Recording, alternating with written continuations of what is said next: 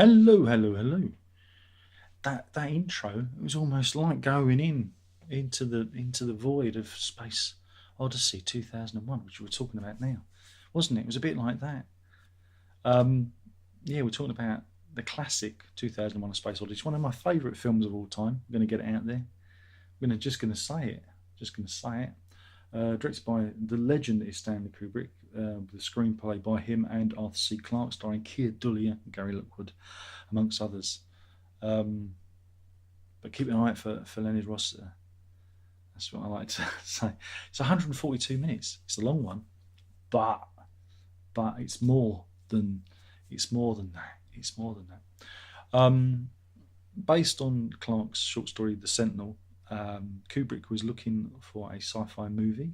He was looking for something to make. And again, what I like about Kubrick is I say he's a genre filmmaker, and he takes a genre, whether it's a war film or a heist movie, or um, dystopian future, you know, historical drama, war movie, you name it.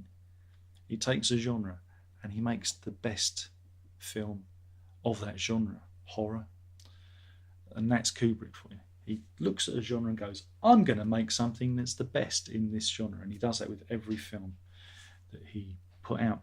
And now I remember seeing 2001. Crikey, as a kid, it used to be on the TV, and I'd sit down and watch it in black and white back in the day, and be completely entranced by it.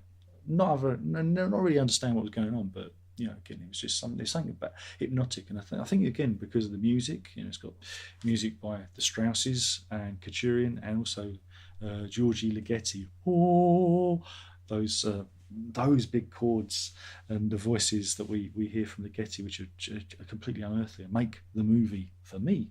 Um, so yeah, I'm going to talk about spoilers. I mean, crikey, if you haven't seen 2001, blimey, you're missing out. What is it about? Well, it's about human evolution, really, and whether or not our evolutionary jumps come from ourselves, or something more cosmic. And this is what they play with, because the film is divided up into sections. There's when they're with the early humans on the African veldt, um, the discovery of the um, monolith on the moon, the journey to Jupiter, and then you know the afterwards when when what's his name when what's his face gets there, um, you know when Dave Bowman finally arrives into the into the void, when he goes beyond the infinite. Um, and at each point, the monolith appears, and that's meant to represent something extraterrestrial, something more cosmic, guiding us to a certain point for the next step in our evolution. Oh, there's a starman waiting in the sky. You see, there's lot. I believe that this film kickstarted um, a whole movement, especially like in music. I think a lot of people got stoned and watched 2001, expanded their consciousness. Um, so yeah, that is basically the premise. Is about man's evolution, and theoretical idea behind it, and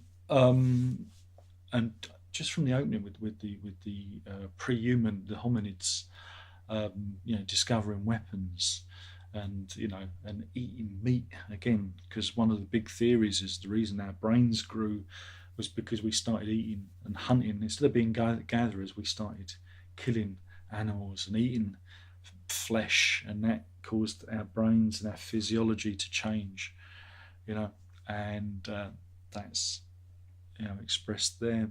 And just, I mean, the makeup that's used on those, and the movements.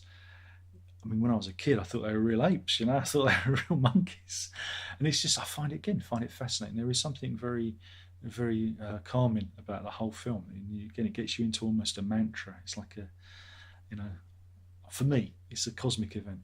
Um, and then again, when we get to the journey to Jupiter, there's the boredom of space travel. That's very high. That's very well illustrated because they're stuck in the mundane, cyclical nature of their duties whilst they get there.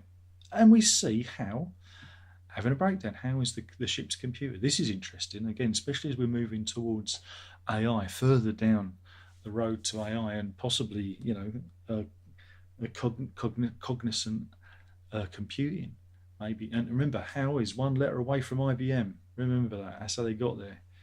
IBM, how? I love that. I love that. And he can lip read. The moment with Daisy Daisy as he's discontinued. And then when we go beyond the infinite, that whole sequence with the colours, and again, it's something those are all practical effects done on top. Was it done on top of the cooker? Someone's cooker. They had it all set up and had these rotoscopes and things going. And again, it's an amazing piece of filmmaking. Very trippy, very of the time, but again, never been matched. And then beyond the infinite, we see Dave transforming further, and there's kind of memories of him jumping further into the future. And that's that whole sequence alone I find terrifying but fascinating. And then the reveal of the Star Child at the end, which is meant to represent again humanity's next development. These extraterrestrials, are they saving us from ourselves? There are many questions in it.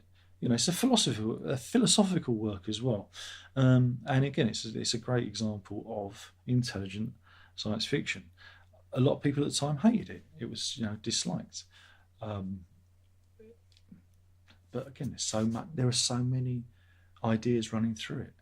Not only about human evolution, the role of technology and mankind. We'd be superseded by technology and AI.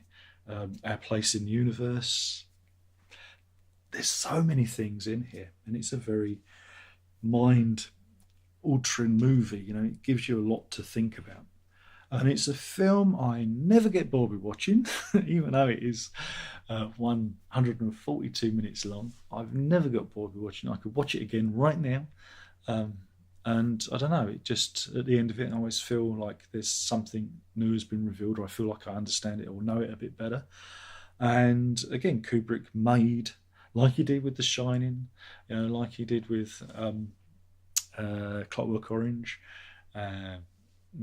with Full Metal Jacket. He made all of those films in that period are genre defining movies, and leaders in their genre, and that's the genius of Kubrick.